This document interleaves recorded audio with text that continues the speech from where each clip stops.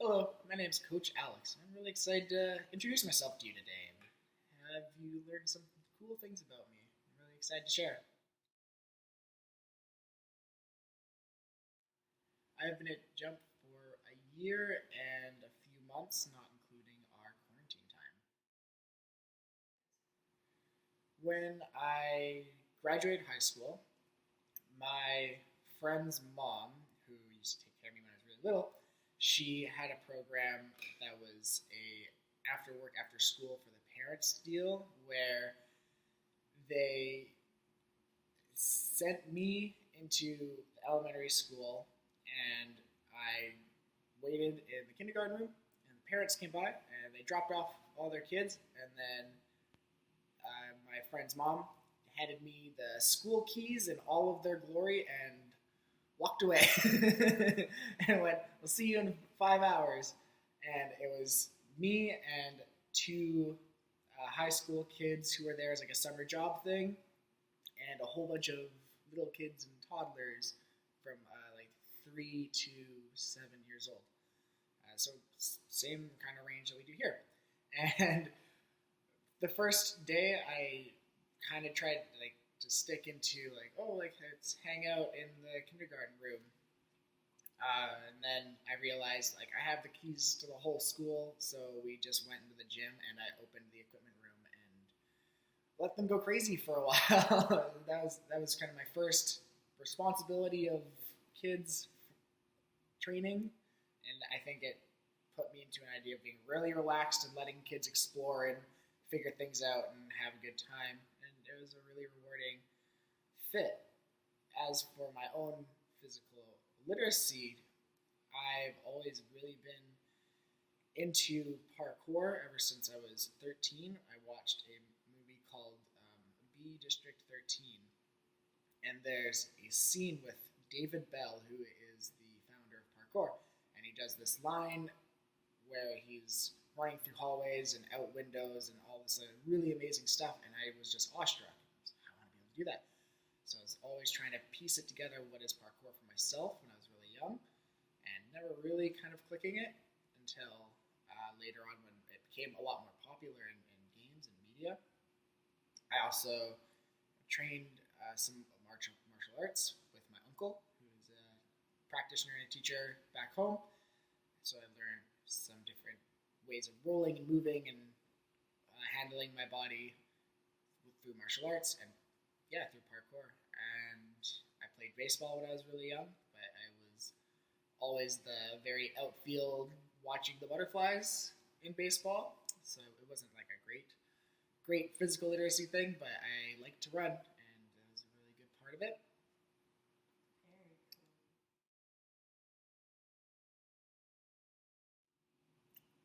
I would say for my coaching philosophy is to try it in every step the best that you can rather than making a grandiose movement. I like the idea of, I call it just make delicious tea, where there are hundreds of thousands of strains of tea, and there's so many different kinds and flavors and from different areas of the world. And not only that, there's hundreds of thousands of millions of ways to make tea, whether it's in like microwave or a kettle or the whole tea ceremony and whisking it.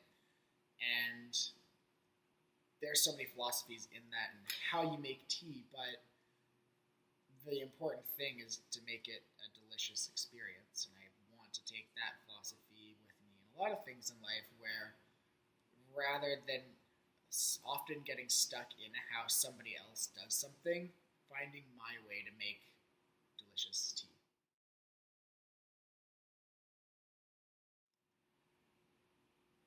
In my teachings, I really like to explore the idea of perspective and motion, where it's really easy for me to look at obstacles and think, well, I can do this, I can jump over it, I can climb over it, because in my mind, my perception of that is not as big as kids would see it, of course, because just being smaller, couches, and things at home, they seem really, really big, where it might feel more like a snug fit as an adult. And with the blocks and everything is in the gym, more kid-friendly, kid-sized, but being able to push that visual aspect into a bigger perspective, because later when we try things that are a little bit scarier and seem really big, then having those notions ahead of time of understanding that perspective, and it's not always as big as scary as it seems, and as long as you can break down the skills and get from point A to point B really safely, then that perspective becomes so much more refined before setting it in motion.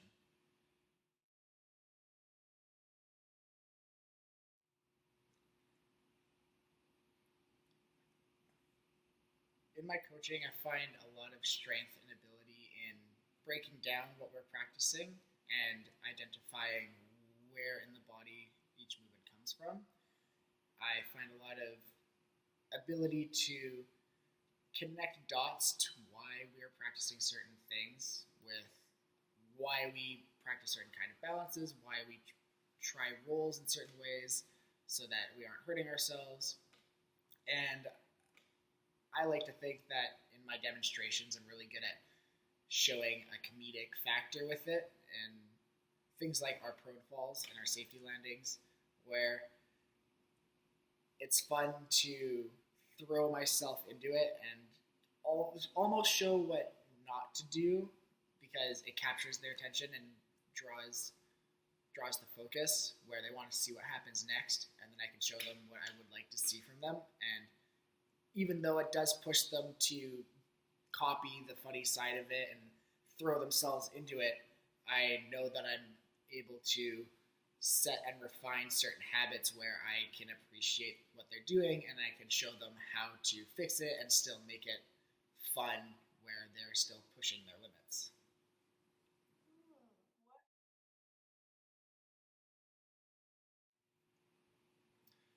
So some things that I was working on before going into quarantine were some particular skills with climbing and with lâcher, which is hang onto a bar and being able to swing off and land somewhere.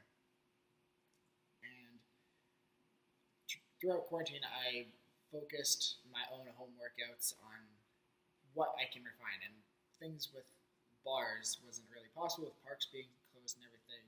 So I really banked in on my climbing ability and my finger strength and being able to pull myself up over a ledge. And recently, in the past couple of weeks, I've felt really comfortable with this skill, with a climb up. And it was something that I just really struggled with, and it's one of those moments where you don't see the progress until you get it. But from the outside perspective, and like watching somebody get each piece before the whole thing, I was clearly progressing and developing, but it never clicked for me until I was able to do it. And now I have been really happy with the result of being able to do something that I thought should have been easier than it was at the time, and being able to appreciate the effort that I put into that.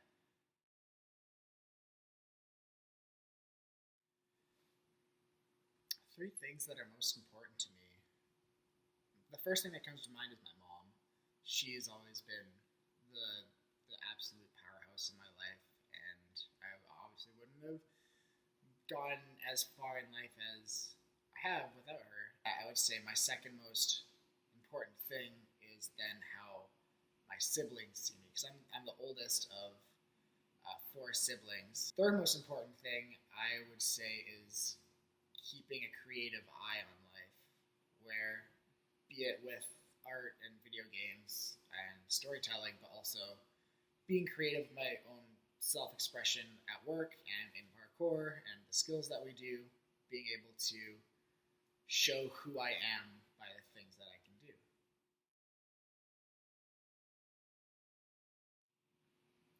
My favorite thing about working at Jump is when I meet a kid who really, really doesn't think that they can do something. They are so unsure and it doesn't click. But my favorite thing is when they say, I can't do it, I can't do it, but then they do it without realizing it. And I can point that out to them, and there's this light that goes on, and like it makes sense all of a sudden. There was like one little thing that wasn't working, but changing that, like it completely changed their view. And so my favorite thing is showing people that they're much more capable than they think they are. And exploring physical literacy, I think, is the most proficient way to discover that, where we set these challenges and we set these goals, and some of them seem a little bit easier, some of them seem more tricky, and when people come out of it thinking, wow, I didn't know I could do this, or kids especially, where they then take that in their developmental stages and they push that in school and other sports, and being able to wow themselves is my favorite thing. Oh yeah. Something that always I think surprises people is when I was really little. I've always had really bad eczema. I'm still managing it. It's always on my wrists and like my ankles, just like get really dry. But when I was really young, my family didn't have a whole lot of money for like prescription creams and cortisone creams and stuff like that. But they went to a village called Carmax. That's just north of Whitehorse, where I'm from, and that's where my grandparents lived. And they asked the village elders there, "What should we do about my? I think I was like 2 at the time. My 2-year-old's skin condition." And they decided that I should be bathed in moose guts. So